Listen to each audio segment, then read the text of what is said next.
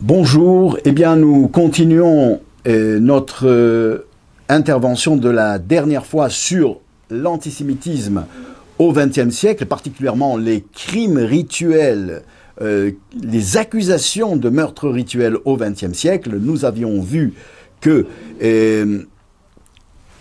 le terroir culturel qui avait permis la suite de ces accusations de meurtres rituels qui avaient terriblement frappé au XIXe siècle. Rappelez-vous, c'est cette liste interminable d'accusations de crimes rituels au XIXe siècle. Nous tournons la page du XXe siècle, nous continuons. Nous avons parlé de la dernière fois de l'affaire de Polna, la fameuse affaire d'un juif simple d'esprit, Léopold Ilzner, qui avait été accusé faussement d'avoir assassiné une jeune fille chrétienne de 19 ans en Bohême, en Tchécoslovaquie.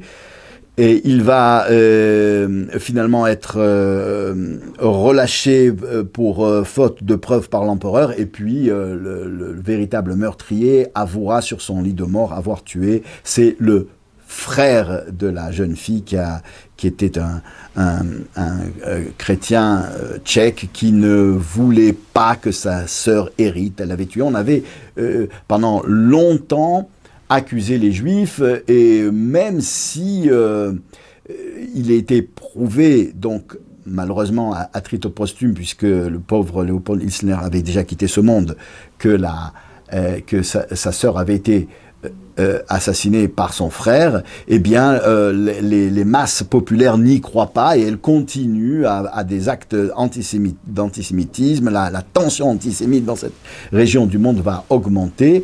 Et finalement aboutira en rejoignant les thèses hitlériennes, lorsque Hitler, quelques années après, va monter au pouvoir et faire ce qu'il a commis. Alors, la pièce centrale de ce qu'on pourrait, du dossier qu'on a ouvert et qui s'intitule « Les accusations de crimes rituels au XXe siècle », c'est l'affaire Bélis. Alors le terroir de l'affaire Bélis, on en avait parlé, c'est un vieil antisémitisme qui prend ses sources au Moyen-Âge et qui va encrasser l'inconscient politique, l'inconscient culturel et l'inconscient collectif de l'Europe, particulièrement dans ces régions. Il est utilisé par un antisémitisme viscéral de la part de celui qui est le maître de toute cette région à l'époque, c'est le tsar de Russie, de toutes les Russies, c'est l'empereur, les empereurs de la célèbre famille des Romanov qui vont véritablement essayer de donner des coups d'épée extrêmement fatals au peuple juif et au judaïsme. Ils n'y réussiront pas puisque le judaïsme russe va résister. Et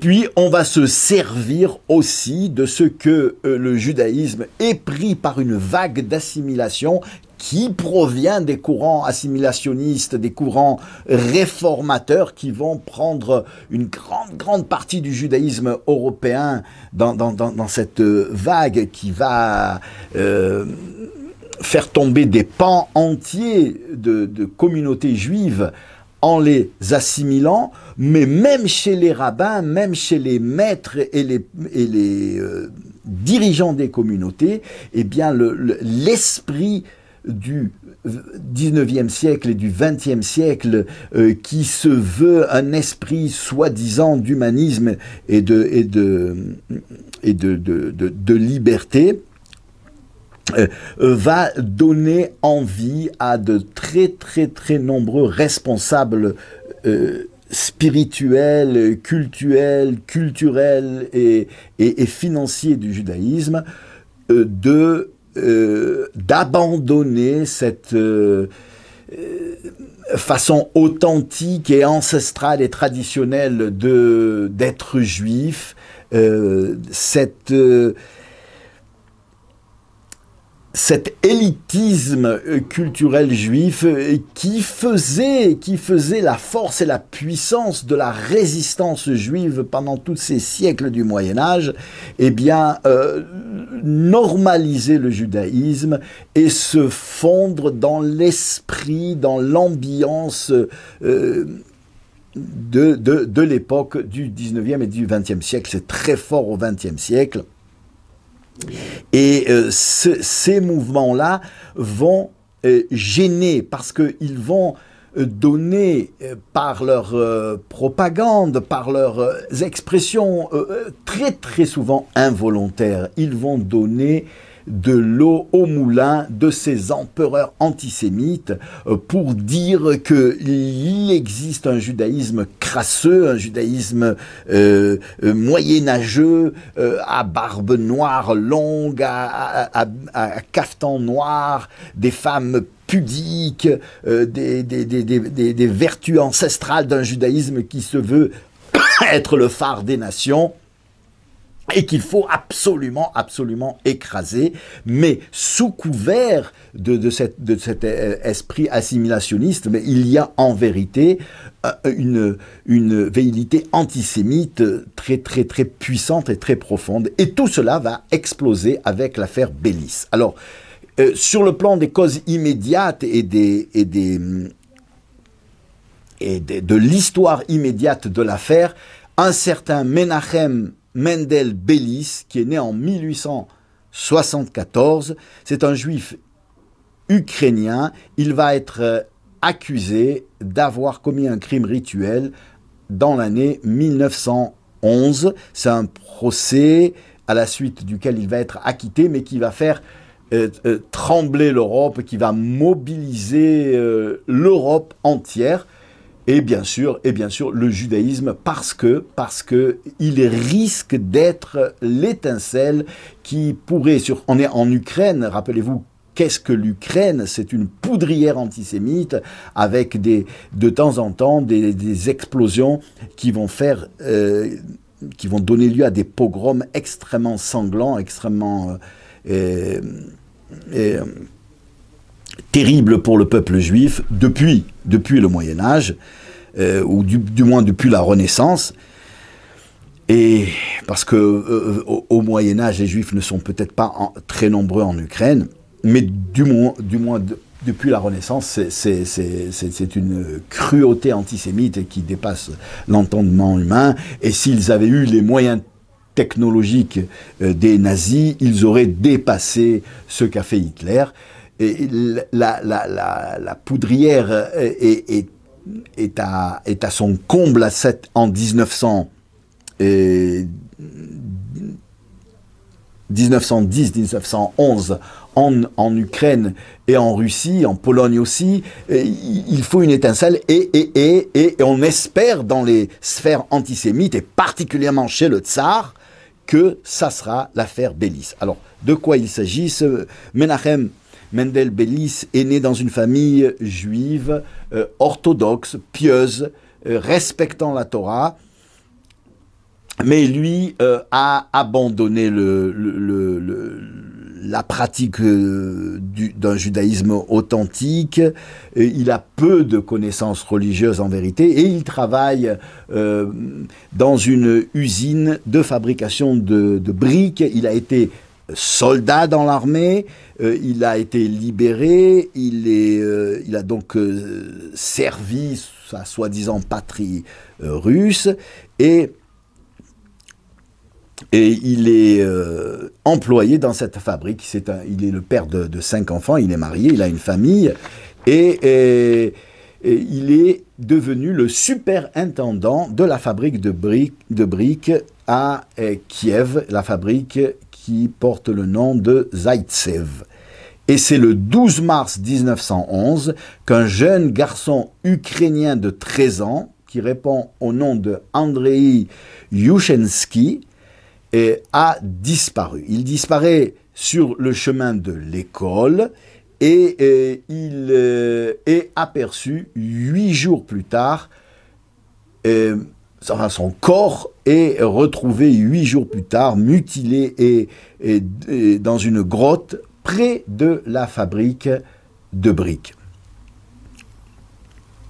Alors, Bélis est arrêté. Il est arrêté le 21 juillet 1911 parce que un allumeur de réverbère, vous savez, à cette époque-là, il n'y avait pas d'électricité, les rues étaient allumées avec de grands réverbères qui étaient allumés par un ouvrier de la voirie qui s'appelait allumeur de réverbère et qui, chaque soir, allait allumer chaque réverbère de la rue. Eh bien, un de ces allumeurs de réverbère atteste que qu'il a vu le garçon être enlevé par un homme qui avait l'apparence d'un juif, un homme barbu avec un chapeau, et donc il va dire, du moins il va être publié qu'il aurait dit que c'est un juif qui a enlevé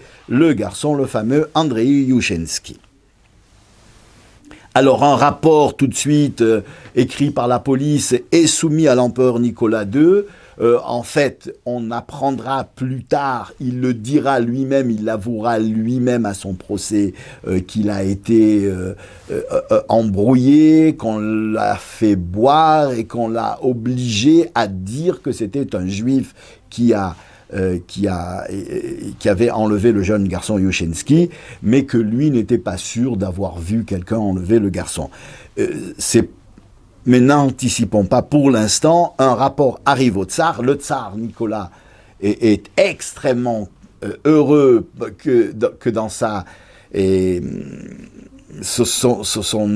inconscient antisémite féroce, il pourra trouver ici peut-être la flamme qui va, l'étincelle qui va faire exploser la poudrière antisémite de toute l'Ukraine. Et si c'est le cas, ça va se répandre comme une traînée de poudre, c'est le cas de le dire, sur toute la Russie, mais surtout sur la Pologne. Donc c'est des milliers de vies juives qui sont mis en danger dans cette affaire.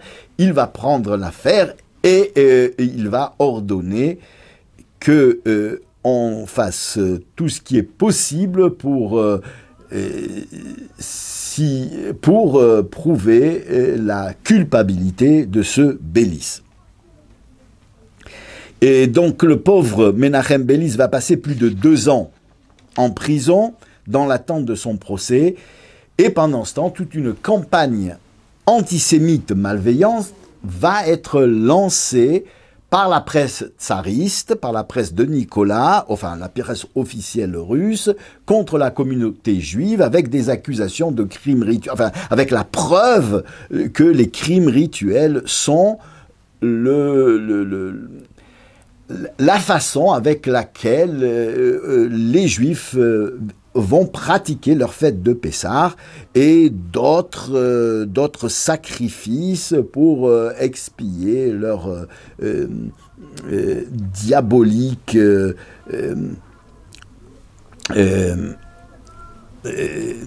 pratique de leur judaïsme.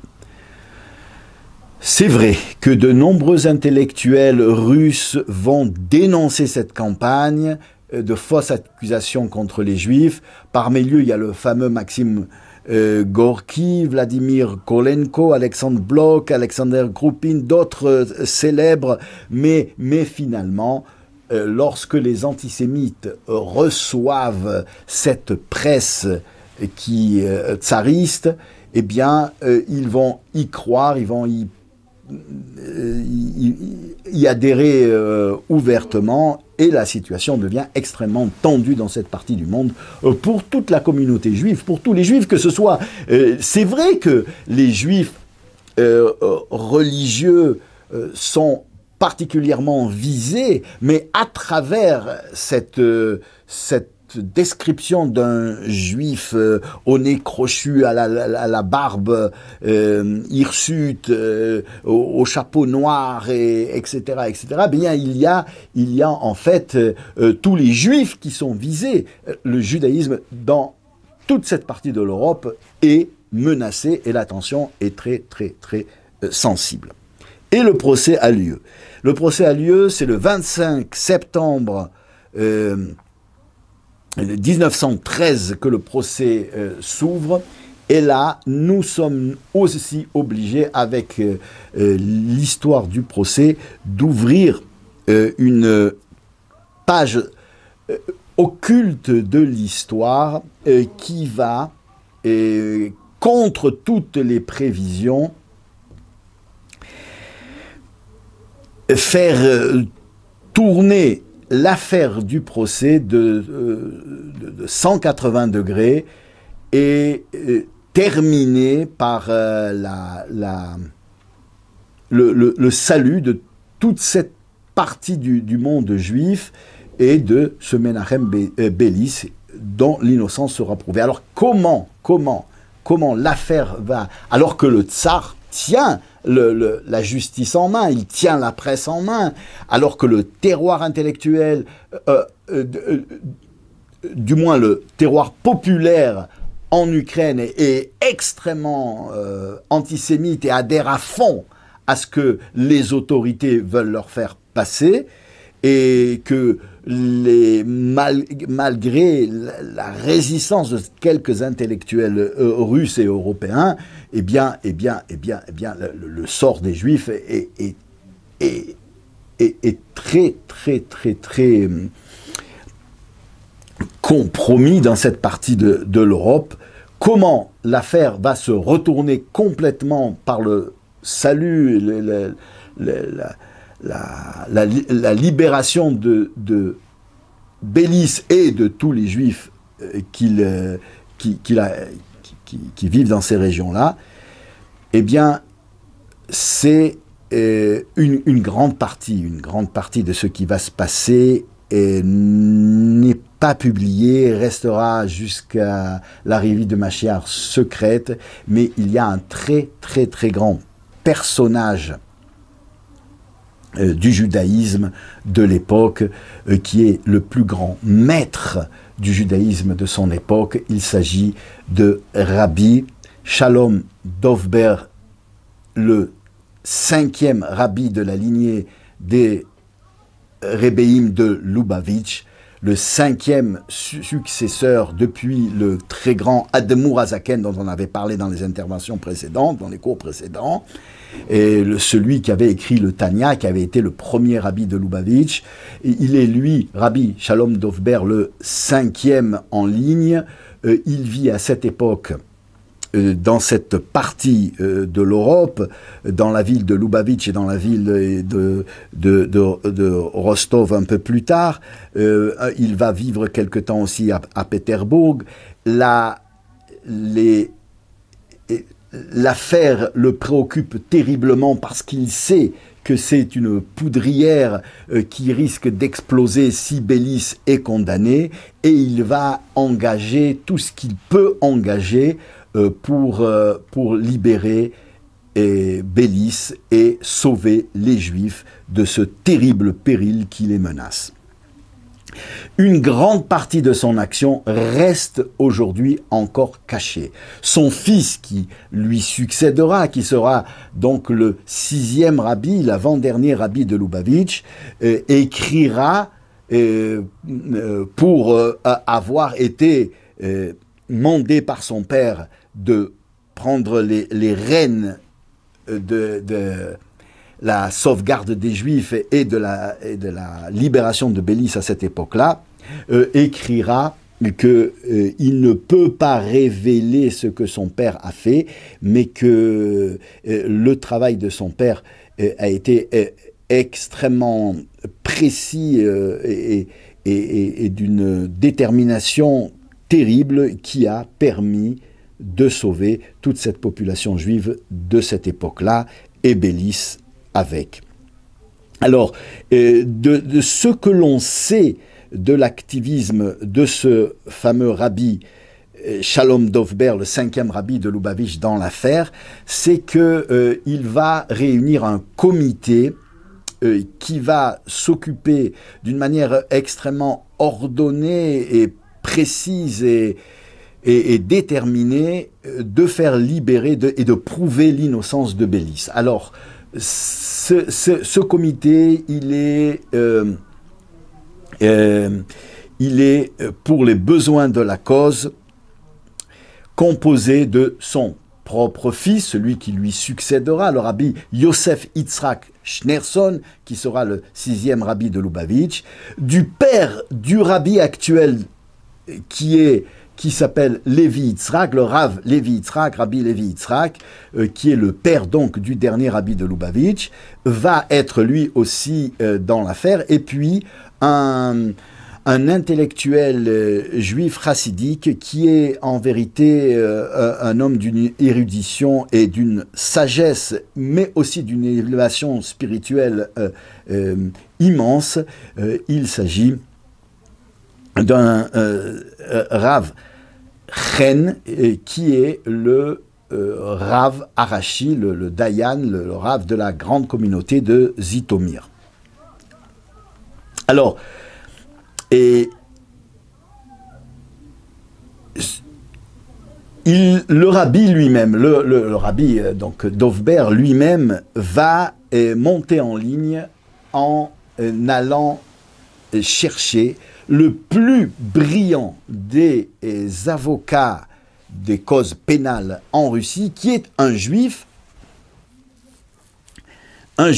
et il va essayer de le convaincre de défendre Bélis. Alors, le juif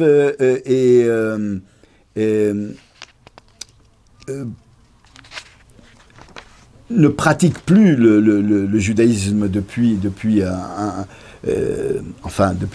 une génération déjà dans sa famille. C'est un certain Oscar Grusenberg, qui est un avocat extrêmement célèbre, extrêmement brillant, mais qui fait partie de ce monde de juifs assimilés. Il est terriblement choqué, c'est un humaniste, c'est un homme de justice, il sait pertinemment que Bélis est innocent, il n'y a aucune preuve qui peut à part l'antisémitisme viscéral des magistrats qui peut l'accabler, mais pourtant il refuse de se prêter à la défense de Bélis parce qu'il sait et il dit, il peut même jurer que le procès est déjà cousu d'avance et que n'importe quel avocat de la défense sera battu. Bélis ne peut pas être acquitté, c'est évident, le tsar le veut, il faut qu'il soit un exemple qui va, et malheureusement pour lui, être l'étincelle qui va faire exploser la poudrière. Et que venir en tant que juif le défendre ne ferait qu'envenimer l'affaire. Le rabbi va travailler de pied à pied jusqu'à le convaincre d'avoir ce courage. Il va le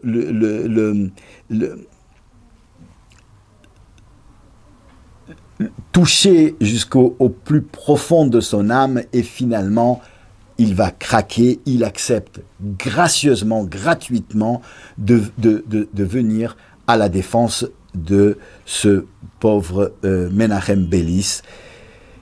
Et il va s'associer avec un autre Rav qui est appelé à témoigner lui aussi, un certain Rav Mazé, qui est le Rav officiel de Pétersbourg, mais qui est un Rav réformé parce que on en avait parlé, le tsar avait interdit que des rabbanim, le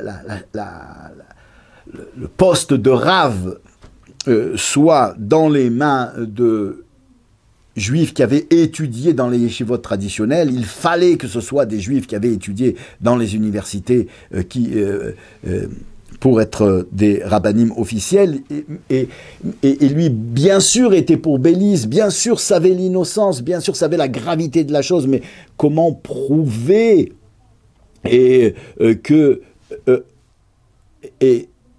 il était impossible que des juifs puisse commettre un crime rituel, surtout lorsque les réformés, lorsque le judaïsme est assimilationniste avait largement dépeint dans la presse et dans les écrits et dans les conférences et dans les réunions les juifs orthodoxes comme des hommes sauvages d'un moyenâgeux et qui donc pouvaient s'adonner à ce genre de choses, bien qu'il ne l'ait jamais dit, il ne l'ait jamais prononcé. Ils étaient très loin de penser qu'on pouvait utiliser leur description du juif religieux à ce genre de fin, et pourtant c'est ce qui s'est passé. Comment ce Mazé pourra y arriver? Eh bien c'est le rabbi Levi Yitzhak Schneerson, le père du rabbi actuel, qui va avec le Rav Ren lui expliquer comment défaire cette image d'un judaïsme surtout chassidique qu'on accuse de pouvoir faire ce genre de crime. Finalement, c'est ce qui va... on n'a pas le temps, on est ici sous la censure de la concision des émissions de Torah Box. Alors nous allons dire l'essentiel finalement. L'essentiel, c'est que ce qui va marquer le plus l'assemblée des jurys et qui va faire tourner l'affaire, c'est que le rabbi de Lubavitch avait expliqué donc à l'avocat Oscar Grusenberg la façon dont il fallait qu'il déploie son dernier discours, que ce dernier discours allait être déterminant pour tout le sort de l'affaire.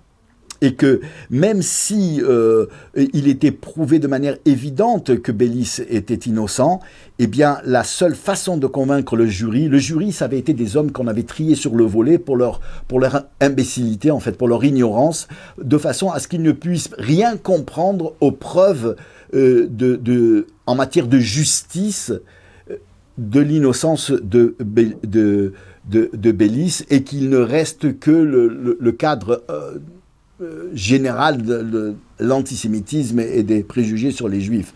Alors, le rabbi de Lubavitch avait d'une manière extrêmement précise dicté à Rosenberg quel devait être son discours, mais surtout qu'il finisse par le Shema Israël, Hashem Elokeinu, Hashem Echad. Ça devait être ses derniers mots, et c'est ce qui devait être décisif. Et effectivement, fort des conseils du rabbi de Lubavitch, donc l'avocat de la défense va monter en ligne pour défendre le judaïsme et le peuple juif avec une noblesse et une puissance.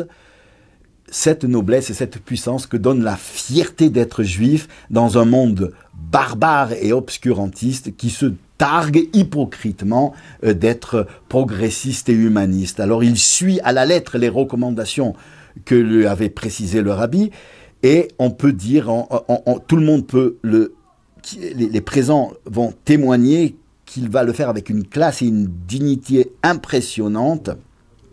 Et après avoir fait un bref résumé de ce qui prouvait l'innocence de son client, il va s'exprimer avec des mots d'une force et d'une ferveur extraordinaire. Le texte traduit en français, je l'ai devant mes yeux, je vous le lis, ce sont les mots dictés donc sous l'influence du rabbi de Lubavitch qui vont être ceux qui va faire tourner 180 degrés l'opinion des jurys. Voici comment va s'exprimer donc ce Oscar Grusenberg. L'accusé devant ce tribunal, dira-t-il, n'est pas Bélis, mais c'est la Bible, notre sainte Bible, mais aussi celle de tous les peuples. Mais c'est aussi le Dieu d'Israël qui est sur le banc des accusés. Ici, dans ce tribunal, le Dieu d'Israël a reçu l'apparence d'un juif typique, un juif traqué, et la Bible est traquée avec lui. Yushchinski ne demande pas, Yushchinski c'est donc l'enfant assassiné, ne demande pas d'être racheté par une âme innocente. Bélis n'est pas coupable, c'est évident, il doit sortir innocenté par nos mains. Mais s'il était déclaré coupable, ce ne serait pas un événement nouveau dans l'histoire du judaïsme. Les pères de Bélis sont montés sur les bûchers de l'Inquisition à cause de leur foi. Ils sont morts une prière aux lèvres qui exprimait reconnaissance et soumission à l'Éternel. Bélis aussi, leur petit-fils, ira peut-être aux travaux forcés, mais avec dans sa bouche cette même prière historique, typiquement juive. Shema Israël, Hashem Elokeinu, Hashem Echad. Il finit son discours avec ces mots. Tout l'auditoire est puissamment secoué. L'impression laissée par ces dernières paroles est terrible. Le 10 du mois de Marcheshvan 1914, le procès arrive à sa fin, le tribunal est plein à craquer, il n'y a plus aucune place dans la région où sont assis les journalistes, tout autour du tribunal, les rues sont bondées d'une foule qui attend le verdict, d'immenses forces de police sont déployées pour maintenir l'ordre, le jury s'est rassemblé à huis clos pour délibérer. Après 9h30 de délibération, ils sortent et pénètrent dans la salle du tribunal, les témoins diront qu'on pouvait sentir tangible la tension dans l'air. Le président du jury se lève pour lire le verdict. La première question est: est-il prouvé que l'usine de briques de Zaktsev a été le théâtre du meurtre de Yushchinski? Il répond: nous, les juges du jury, répondons oui, ça a été prouvé. La deuxième question: est-ce que Bélis est coupable de meurtre pour avoir tué à des fins religieuses Yushchinski? Ils répondent: nous, le jury, nous répondons non, il n'est pas coupable. Lorsqu'il comprit que son innocence avait été prouvée, ses forces l'abandonnent, Menachem Bélis s'évanouit et il a fallu bien des efforts aux secouristes pour le ramener à lui. Eh bien, le judaïsme a été sauvé, des milliers de juifs ont été sauvés ce jour-là. Bélis quittera la Russie quelques années après, il s'installera en Israël, il ne parviendra pas à survivre dans les conditions dans lesquelles il était en Terre Sainte, il émigrera aux États-Unis. Le rabbi de Lubavitch, qui succédera au cinquième rabbi, donc son fils, Rabbi Yosef Yitzhak Schneerson, viendra lui rendre visite lors de son premier voyage en 1930. 4 ans plus tard, en 1934, il rend son âme éprouvée à son Créateur à l'âge de 60 ans. Le judaïsme a été sauvé, mais il aura de très graves épreuves à affronter tout ce XXe siècle. Épreuves que nous comprendrons uniquement lorsque le Mashiach viendra pour nous libérer très très très prochainement. Amen.